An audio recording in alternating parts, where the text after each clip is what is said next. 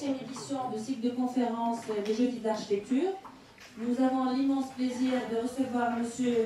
Absam Asnaj Raji, architecte qui est diplômé des Beaux-Arts de Limoges, diplômé de l'école spéciale d'architecture de Paris. M. Snaji a réalisé plusieurs opérations de logement, d'équipement, etc. Il a pu participer à plusieurs activités autour de l'architecture, que ce soit au Maroc ou à l'étranger, où il a eu l'occasion de travailler avec l'architecte Oscar Niemeyer, l'urbaniste Lucio Costa. Donc aujourd'hui, il va nous parler du sujet des structures tendues appliquées à l'architecture. Donc merci M. Snaji encore pour accepter notre invitation et je vous passe la parole. Merci. Merci. Bonsoir. Alors pour commencer, il faut retenir 3 mots, histoire, culture et technique. L'origine de forme des structures tendues remonte à la fin du Paléolithique, à peu près aux environs de 8000 ans, lorsque l'homme est devenu sédentaire. Alors, à partir de ce moment-là, de nouvelles sociétés pastorales sont constituées dans les différents coins du continent. En Asie, en Afrique du Nord, et en Amérique et ailleurs. Alors, selon les régions, il y a des différentes formes de structures tendues.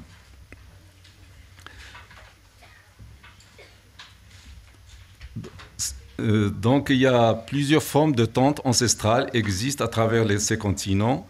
Leur architecture est influencée par le climat, la culture, dont il en résulte la technique.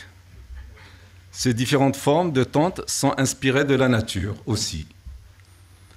L'homme primitif et actuel a conçu différentes architectures de l'habitat léger aux bâtiments multifonctionnels basés sur la symétrie axiale, la symétrie centrale et la symétrie concentrique.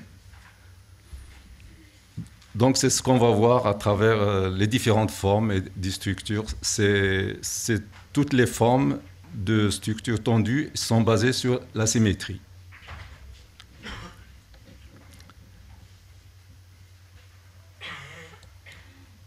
Alors, le premier outil, en revenant un petit peu en arrière, le premier outil construit par l'homme et en pierre, c'est le biface. On peut dire, à l'époque, il n'y avait pas d'architecture. C'est le seul outil qui a été fabriqué par l'homme, mais qui remonte à peu près aux alentours de plus d'1 million d'années, exactement 1,6 million.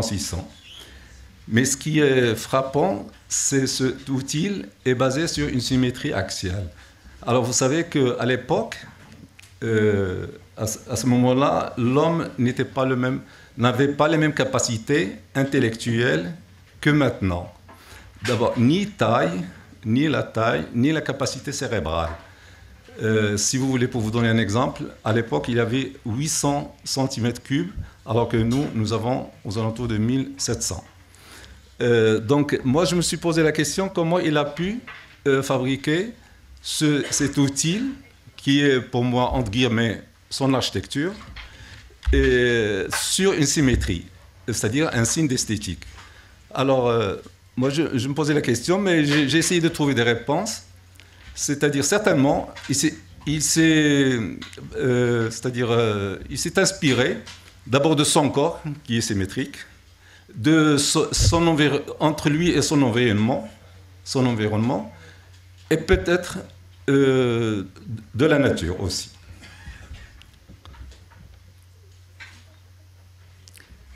Et entre parenthèses, c'est-à-dire cet outil, le biface, on le nomme, c'est-à-dire un outil achelien. Il appartient à une culture de l'homme préhistorique achelien, qui était né en Afrique, 1,6 million, et qui s'est réparti par la suite à travers le monde, c'est-à-dire en commençant par les rives méditerranéennes et jusqu'en Chine. Donc, on commence par la symétrie axiale dans les structures végétales. C'est une observation personnelle aussi que j'ai essayé de démontrer. C'est-à-dire la symétrie axiale, on la trouve dans plusieurs structures végétales et aussi animales, comme vous le voyez. Alors, cette structure axiale, elle est traduite dans la structure de la tente berbère.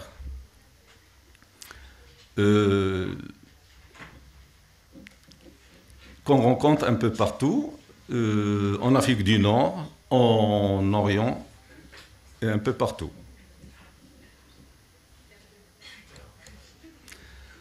Donc, sur cette structure axiale, plusieurs architectes actuels ils se sont inspirés pour créer leur forme des bâtiments ou de multiples ouvrages à des fonctions variées.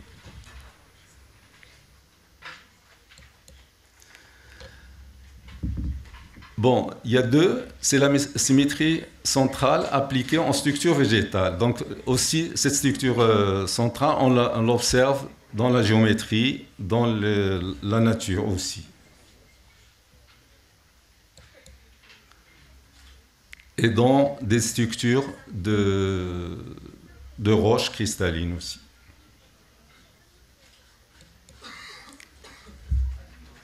Aussi dans la toile d'araignée.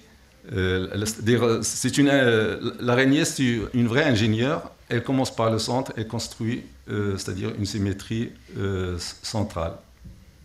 C'est-à-dire une structure avec une symétrie centrale.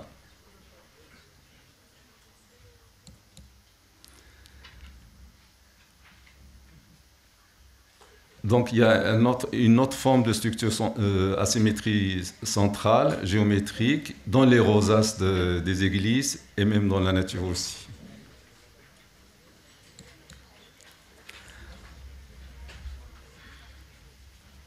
Alors le tipi, c'est une forme d'habitat qui est basée sur cette symétrie centrale et qu'on trouve en Amérique du Nord.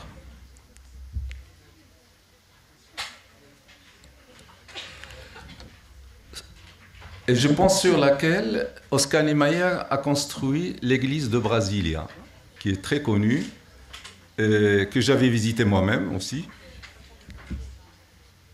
Bon, il y a l'extérieur, une vue de l'extérieur, une vue de l'intérieur. Et voilà Oscar Niemeyer, lorsqu'il avait 82 ans, avec qui je l'ai accompagné à Rio de Janeiro. Et il est mort il y a à peu près 2 ans, à 102 ans.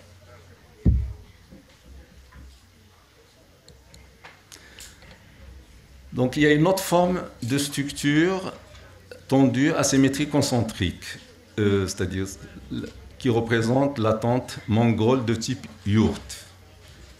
Donc on voit la structure et on voit la tente mongole et puis des formes assez modernes qui s'en inspirent. Alors, là, j'ai reçu cette photo il n'y a même pas 2 semaines d'une amie qui est partie c'est-à-dire passer ses vacances dans une yourte, dans une structure tendue d'une symétrie centrale, concentrique. À partir de cette symétrie concentrique, donc, il y a plusieurs différents architectes au Japon, en Europe, aux États-Unis. Ils se sont inspirés de cette forme et ils ont créé des stades, différents ouvrages à multiples fonctionnalités. l'exemple aussi du musée du Louvre qui est en train de se construire actuellement en forme de structure concentrique à Abu Dhabi.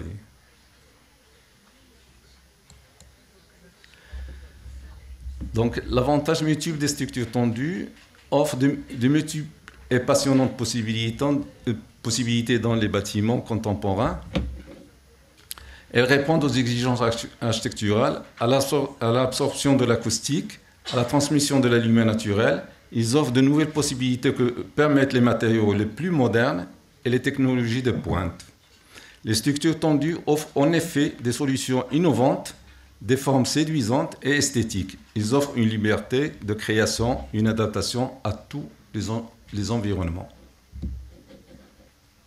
C'est-à-dire climat chaud, climat froid, etc. Donc il y a d'autres formes de structures modulaires appliquées à l'architecture. Et aussi, ils sont basés sur la symétrie, parce qu'il y a c'est-à-dire un module qui se répète par rapport à une symétrie. Donc il y a structure modulaire des nids d'abeilles, un ouvrage similaire, inspiré des nids d'abeilles. Il y a un autre modèle de structure modulaire appliquée à l'architecture, c'est l'aéroport de Jeddah.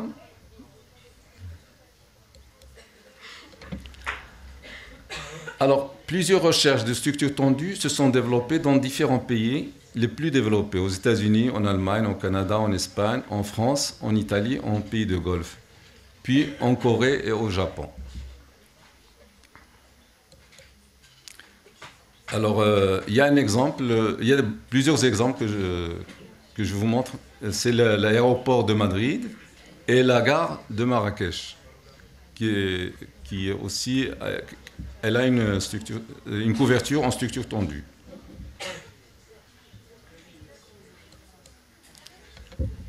Il y a aussi la couverture de stade à Riyad en structure tendue.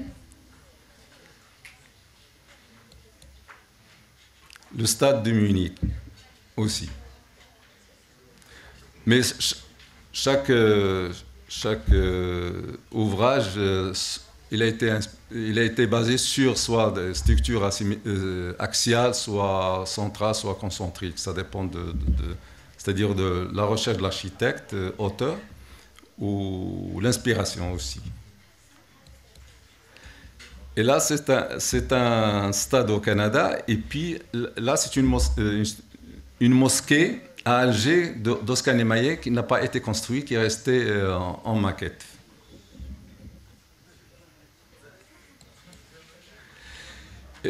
Et la prochaine démonstration, je voulais vous montrer un projet personnel basé sur la structure axiale. Exemple de la symétrie axiale appliquée à l'architecture d'un musée à Marrakech, mais qui est en projet encore. Ce n'est pas réalisé encore. Alors,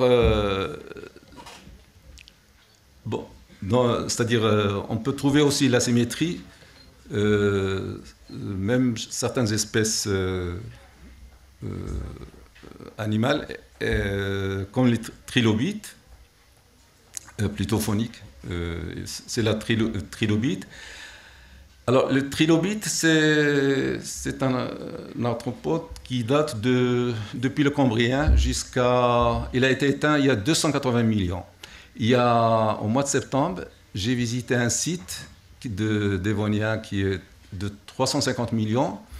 Et on creusait 50 cm, on a trouvé une trilobite depuis l'époque qui est restée, alors que les trilobites ont été éteints il y a 280 millions d'années, bien sûr. Donc, comme l'ouvrage, c'était un musée, je me suis inspiré de la forme trilobite. Alors, il y a le rez-de-chaussée, où il y a un hall d'exposition, mais qui est très haut, éventuellement pour présenter des dinosaures très hauts, etc. Et puis il y a des ateliers, des halls d'entrée, etc. Il y a un sous-sol qui était réservé aux collections et un laboratoire. Le premier étage aussi pour la formation des masters et aussi pour des expositions. Et le deuxième étage aussi pour c'est-à-dire un centre de documentation de biodiversité. C'était un programme qui m'a été c'est-à-dire proposé par l'université de Marrakech.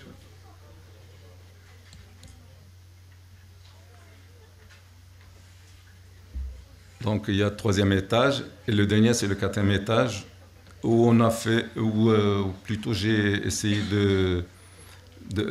c'est-à-dire de créer juste un cafétéria et un auditorium au quatrième étage, au dernier. Voilà, qu'est-ce que ça donne en 3D. Alors, dans cette façade, je me suis inspiré d'abord, bon, j'ai essayé de respecter cette vue de trilobite et en même temps de jouer sur la façade entre la mer et la terre, c'est-à-dire on peut dire, c'est-à-dire je voulais traduire le continent et la mer et l'eau plutôt.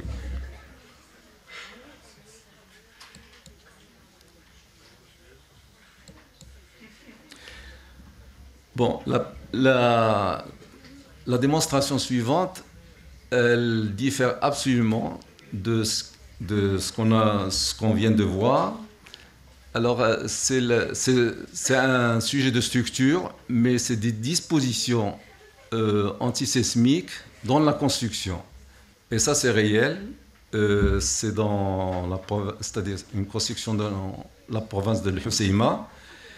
Et il a été construite avant de l'établissement de règlement antisismique au Maroc, qui est sorti en 2000.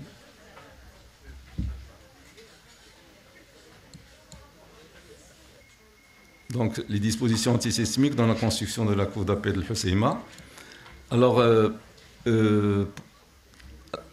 comment c'était venu? Parce que on a commencé le projet, c'est-à-dire, j'aimerais bien de revenir un petit peu sur l'historique de ce projet. On a commencé le projet sans penser aux dispositions antisismiques. On a même creusé les fondations et tout. Un jour, j'étais chez le gouverneur et le bureau a bougé. J'ai dit, c'est-à-dire, je me suis posé la question. Alors, monsieur le gouverneur m'a dit, c'est souvent, il y a des secousses terrestres à Al-Hoceima. Bon, après j'ai cherché, j'ai trouvé que c'était une zone sismique. C'est la même chose que Agadir, Souera, etc. Donc, il a fallu c'est-à-dire remodeler le projet en fonction de ces dispositions antisismiques.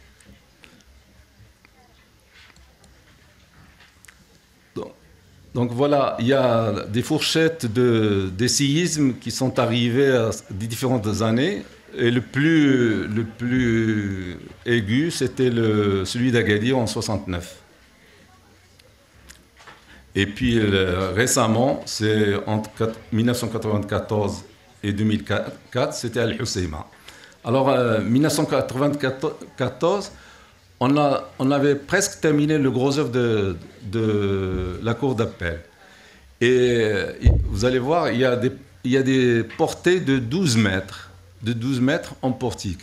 On venait juste de les couler, c'est-à-dire à peu près un mois après, il y avait le séisme. Le séisme à 5,8 à l'échelle de Richter. Et on s'est arrêté 9 mois, on n'a pas continué jusqu'à ce que ça s'est stabilisé. Après, bon, bien sûr, avec l'intervention du bureau de contrôle, du bureau d'études, avec c'est-à-dire une auscultation, bon, il s'avérait que il n'y avait rien de grave et on a continué à construire l'ouvrage.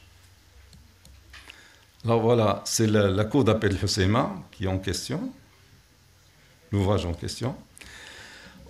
Alors, cette remise en question des plans et de structure du bâtiment, au départ, j'ai prévu 3 joints. Et lorsqu'il y avait ce séisme, et puis bien sûr en cherchant dans les documents, on a trouvé que c'est une zone très sensible. Donc je l'ai partagé. Et puis en se référant, bien sûr, je me suis référé à l'époque à la RC en langue française. Alors j'ai coupé le bâtiment en 6 au lieu de 3.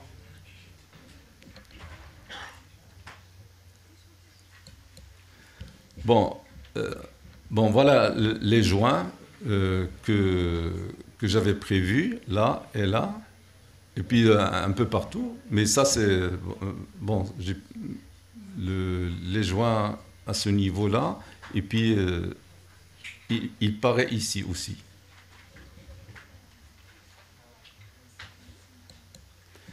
Donc, on avait prévu des joints au niveau des fondations, au niveau des semelles, c'est-à-dire des poutres de redressement à l'époque.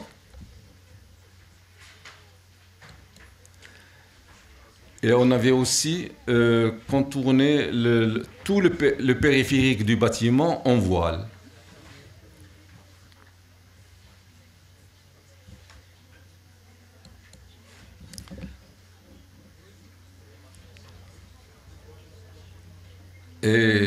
Et dans cette salle d'audience, qui fait 18 sur 12 mètres, avec, je crois, 6 mètres de hauteur, alors on avait fait des poutres en portique, c'est-à-dire en portique en double, qui partent. Et c'est ces poutres-là qu'on venait de couler juste avant le séisme d'un mois à peu près. Et il y en avait 1, 2, 3 poutres portiques. Donc après, dans ces dispositions, cette remise en cause de l'étude de l'ouvrage, on a allégé les encorbellements, juste par des structures légères comme l'aluminium.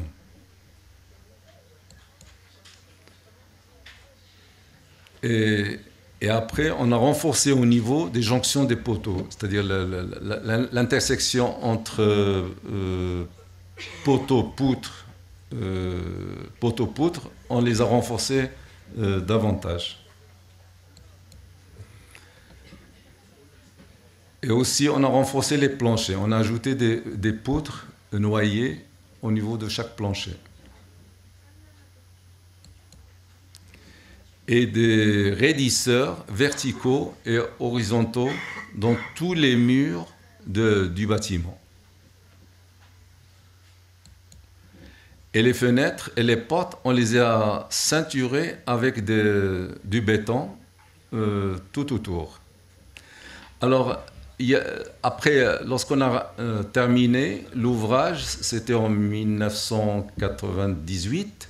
Alors, en 2004, il y avait un autre séisme beaucoup plus fort que celui de 1994.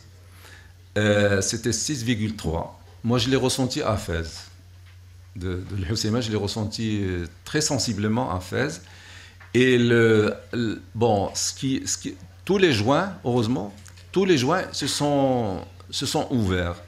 Alors les utilisateurs, c'est-à-dire le corps magistral, ils pensaient que ça allait tomber parce que ça s'était ouvert. On m'a fait appel d'urgence, le ministère, je suis allé. Et puis, bon, bien sûr, je les ai rassurés que des joints, c'est fait pour qu'ils soient ouverts en cas de séisme. Mais je leur avais démontré que le plus important, c'est qu'il n'y a pas de fissures sur les murs, ni horizontales, ni verticales, ni aucune fissure. Par contre, tous les bâtiments, même y compris là où je les visitais, il y avait des fissures, c'est-à-dire diagonales. Ce qui prouve que c'était très, très grave. Alors, j'ai calculé un petit peu les frais pour regrouper, c'est-à-dire remettre à l'état initial les joints, c'était 100 000 dirhams pour remettre. Et moi, je me rappelle, c'était un petit peu, c'est-à-dire ça m'a un petit peu amusé.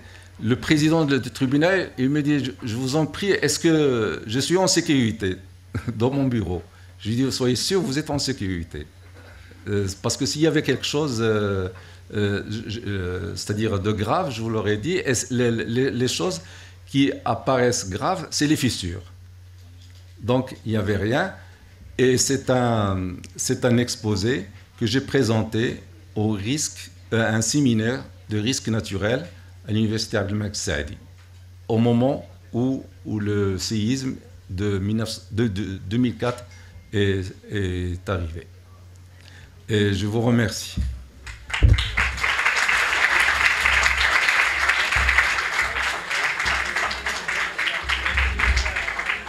Merci M.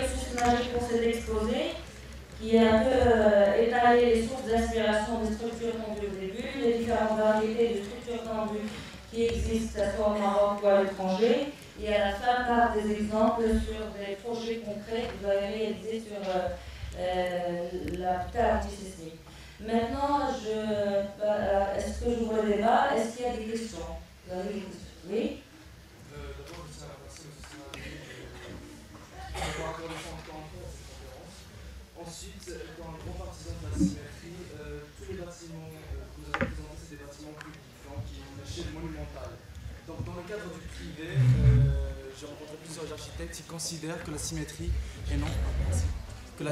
est une faiblesse et non une force. Donc c'est une sorte de paresse où on récrée ce qu'on a à droite, à gauche. Donc qu'avez-vous à répondre à ces gens-là? Non, moi je pense que la symétrie c'est un signe d'esthétique. Donc de s'en servir pour l'architecture, c'est une excellente chose. D'ailleurs, l'homme préhistorique, il s'en est servi le premier. Il y a 1 600 000 d'années. 600 000 d'années. Donc, je pense, mais c'est pas une règle absolue. C'est-à-dire, moi, je m'en sers beaucoup de la symétrie. Peut-être d'autres, ils ne s'en servent pas. Et puis, moi, ce que je dans tout l'exposé, je pense, même les grands architectes dans le monde, ils se sont inspirés de l'origine. Ils sont revenus à l'origine pour trouver d'autres formes beaucoup plus esthétiques et basées sur ces symétries. Vous voyez? Donc, à mon sens, la symétrie, qu'elle soit axiale, centrale, ou toute forme, c'est un signe d'esthétique. Oui, une autre question, s'il vous plaît? Oui.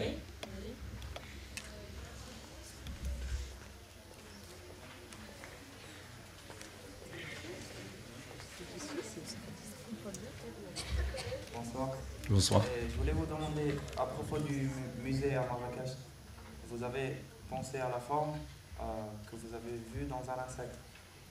Mais ce n'est pas un insecte, c'est un arthropode. Oui. Oui. Trilobite. Ok. Trilobite. Et, genre, vous avez décidé la forme déjà à partir de ça, et ça change rien le fait que vous n'avez pas pensé aux fonctions avant et après décider la forme? Oui, d'accord. Je vais vous répondre. C'est-à-dire, moi j'ai reçu le programme, j'ai essayé d'esquisser, mais je peux vous dire, la forme, on est sorti à la fin, pas au départ. Elle a découlé de la fonctionnalité, justement. Donc vous avez déjà un programme? Oui, j'avais un programme, j'ai cherché des fonctionnalités, et puis bien sûr, il y a mon esprit et ma main m'a conduit vers cette forme, mais moi je l'ai exposé au prof paléontologue à Marrakech, à la présidence, et sans... moi, j'ai pas exposé à côté le trilobite. Et je leur avais dit que je me suis inspiré de trilobite. Eux-mêmes, une fois que j'ai commencé à projeter, ils m'ont dit, bon, tiens, il y a une trilobite. Eux-mêmes, ils l'ont déduit. Donc, je pense, c'est-à-dire, au départ, moi j'ai vu la fonctionnalité, de respecter le programme. Bien sûr, j'ai travaillé aussi étroitement lié avec les paléontologues de Marrakech. Mais à la fin, ça a donné la forme de trilobite. Mais elle a découlé qu'à la fin, c'est-à-dire intentionnellement. Non, merci. Oui, d'autres questions? Bon, bien, si... Oui. Madame, je veux savoir plus sur le renforcement des jonctions. Vous avez dit pour les fonctionnalités antisismiques, vous avez fait un renforcement des jonctions entre les photons et les poutres. Pouvez vous expliquer ça? Silence, s'il vous plaît. C'est-à-dire, quand il y a un poteau, c'est-à-dire une poutre qui traverse et supportée par un poteau en bas, on a renforcé cette jonction. C'est-à-dire, on a ajouté du fer. On a ajouté du fer. Et par exemple, pour le périphérique, c'est-à-dire, on a trouvé, pour les périphériques de tout le bâtiment, on l'a fait en fondation, en voile. Et par exemple, les escaliers, tout autour, on a pris exprès des parties réparties dans tout le bâtiment en voile depuis les fondations jusqu'à la fin. Et au niveau de chaque joint, et le résultat de deux séismes, c'est-à-dire 5,3, 8 et 6,3 à intervalle de 10 ans, ils n'ont rien, c'est-à-dire le bâtiment n'a rien subi. Voilà, c'est une preuve absolue. Donc, juste en ajoutant du fer. Oui. Bon, avec des calculs, bien sûr, c'est pas comme ça, c'est-à-dire avec des calculs. Et maintenant, comme pour votre information, il y a un règlement, ce qu'on appelle RC 2000, des dispositions antisismiques de normes marocaines, mais prises sur les normes françaises, et que maintenant, obligatoirement, c'est-à-dire pour chaque projet de l'État ou en privé, on doit calculer la structure en fonction des dispositions antisismiques, c'est-à-dire en fondation et en élévation. Une autre question? Pas de question? Bien. Donc, merci, Sisna. Avec plaisir. Merci. On va certainement recevoir aussi dans une participation de séminaires sur le patrimoine. Donc, vous avez travaillé beaucoup sur le tissu traditionnel. Et je vous dis bonsoir. Et merci.